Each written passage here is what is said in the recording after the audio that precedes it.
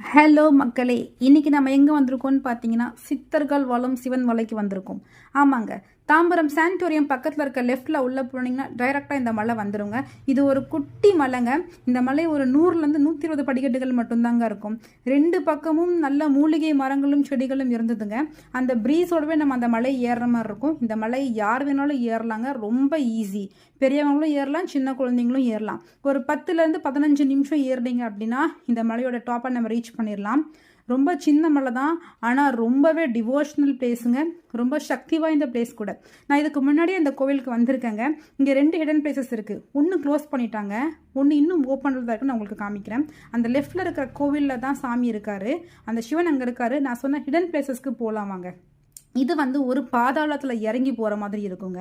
இங்கே சித்தர் ஒருத்தர் அன்னைக்கு பேசியிருந்தார். நான் லாஸ்ட் டைம் வந்தப்போ அவர் சொன்னார், இங்கே ஒரு குழந்தை எனக்கு இருந்ததாகவும் அது என் கனவுல வந்ததாகவும், அதனால தான் நான் இங்கே வந்து பார்த்தேன். அதே மாதிரி ஒரு கேவ் இருந்துச்சாகவும் அந்த குகையில் அந்த சாமி இருந்ததாகவும் சொன்னாங்க.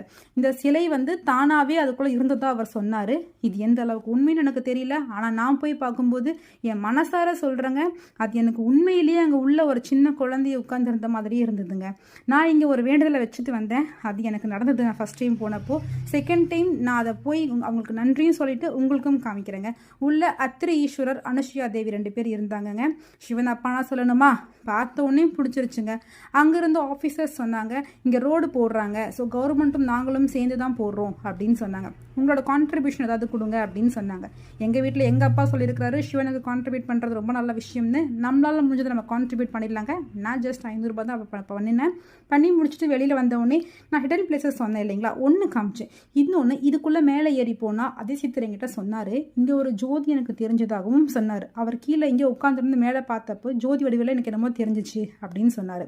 ஜோதி அப்படின்னா வள்ளலார், அது அருட்பெரும் ஜோதி தனிப்பெரும் கருணை அப்படின்னு எனக்கு சொன்னார்.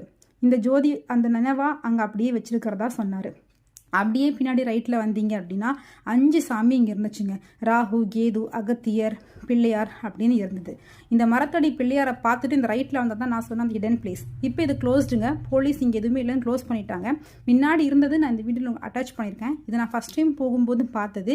இப்போ இந்த சிவலிங்கத்தை இங்கேருந்து எடுத்து வெளியே வச்சுட்டாங்க. இந்த சிவலிங்கம் ரொம்ப பார்க்குறதுக்கு அந்த டைம் ஃபஸ்ட் டைம் நான் உள்ளே போய் பார்க்கும்போது அந்த மலைக்குள்ளார ரொம்ப மனசுக்கு திருப்தியாக இருந்துச்சுங்க. அப்படியே கீழே இறங்கி வந்தீங்க அப்படின்னா இன்னும் நிறைய சிற்பங்கள் பண்ணி வச்சுருக்காங்க. இதெல்லாம் சித்தர்கள் சிற்பங்கள் அப்படின்னு சொல்கிறாங்க. இன்னும் இன்ட்ரெஸ்டிங்கான ஹிடன் வீடியோஸ் எல்லாமே தெரிஞ்சுக்கணும் அப்படின்னா என்னோட பேஜை ஃபாலோ பண்ணிக்கோங்க. Fashion with Venice Priya.